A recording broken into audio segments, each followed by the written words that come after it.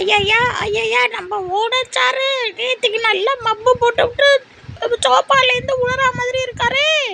நம்ம முட்டு கொடுக்கலாம். ராமருக்கு ஒரு அணில் மாதிரியும் ஆஞ்சநேயர் மாதிரியும் நம்ம ஓனருக்கு ஹெல்ப் பண்ணலாம். ஐயோ என்னவோ சத்தம் வருது. முட்டையே முட்டை ரெடி, அதுக்கு போயிடலாம். முட்டை போட்டோம். திப்பி திப்பி பாருங்க, நீங்க நல்லா பாருங்க. நான் ஓனர் மேல பரிதாபப்பட்டு தான் அவருக்கு உதவி செய்ய போய் தான் ஒரு முட்டை கொடுத்தேன்.